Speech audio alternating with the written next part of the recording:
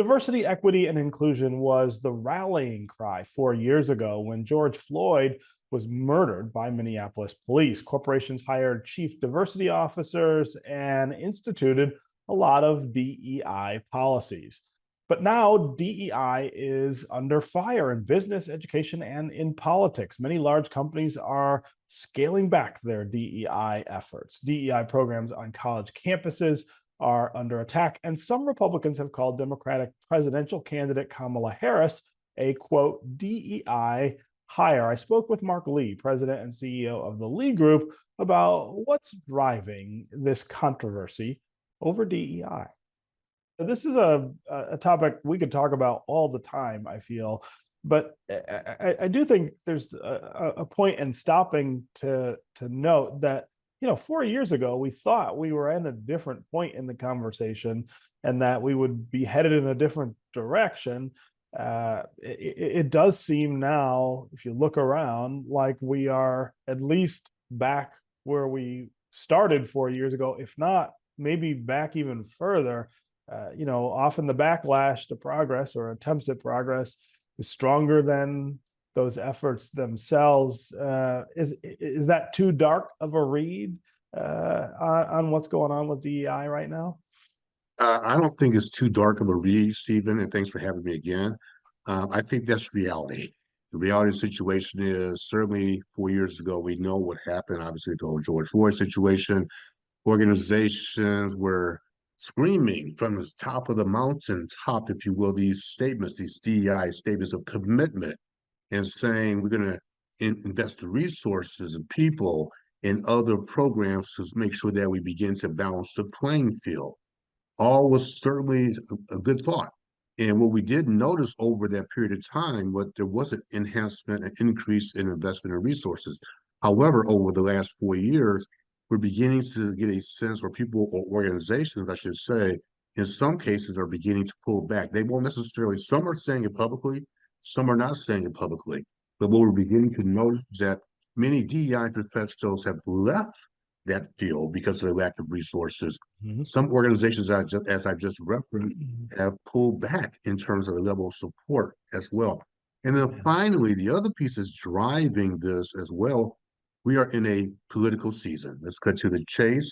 And certain sides of the aisle, I'm not going to say which side, of course, are driving the argument that is DEI worth the investment, quite frankly. Yeah. What are some of the things that we saw improve while there was this attention on the issue? And as you point out, some investment. I mean, there was some money that got invested. There were hires that were made to try to improve climate and representation at lots of places in corporate America.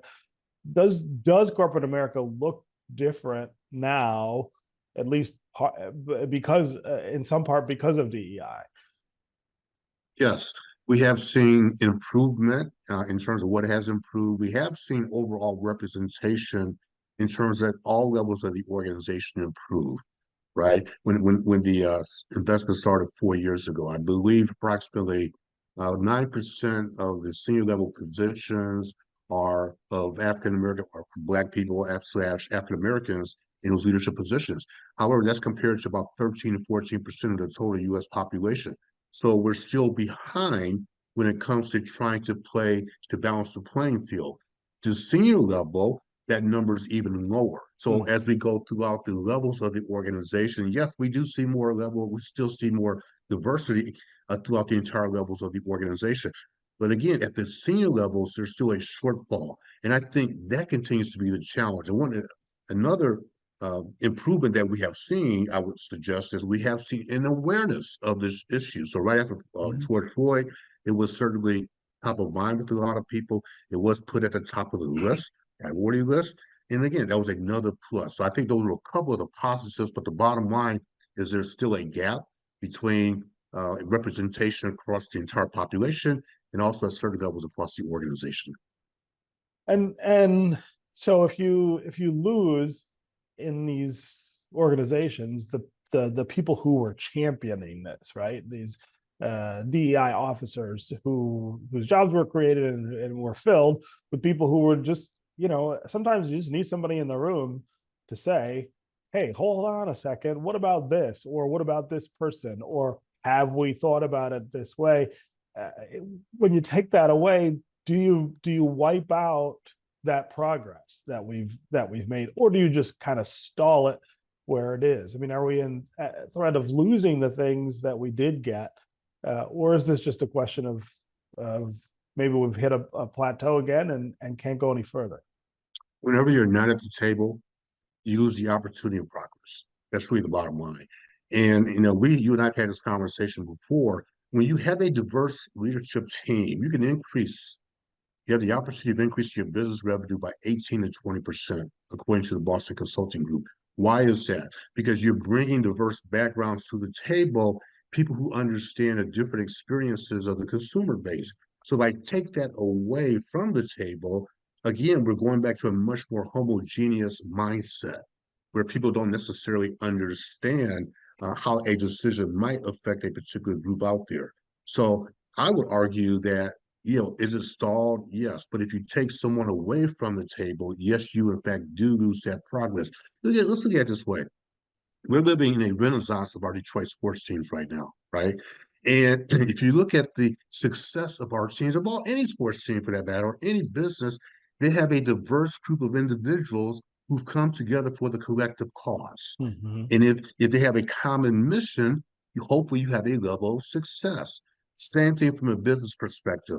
If you have a collective mission with diverse backgrounds, ideas, thoughts, and ideas, I would argue they have a better opportunity of increasing your revenue. And I think that's what businesses need to continue to confront and our challenge to focus on is having those diverse ideas in the workplace. Yeah. When we think about ways to compensate for the consequences of this backlash, one of the things I think about is how we as African Americans try to hold companies more accountable for the way they lean into diversity. If there's a company that's not hiring African Americans, if there are banks that don't seem to be lending to African American businesses, it seems like we have a hard time getting their attention to tell them, look, it's not okay that you're not just going to keep on doing what you're doing and keep our business. How do we do better at that accountability? A couple of ways. One is internally, many organizations have since launched employee resource groups or ERGs. So internally, I would challenge those groups to challenge their folks internally. In other words, hold people accountable. And really, there should be an internal scorecard that should be shared within the leadership members of the organization and throughout the organization.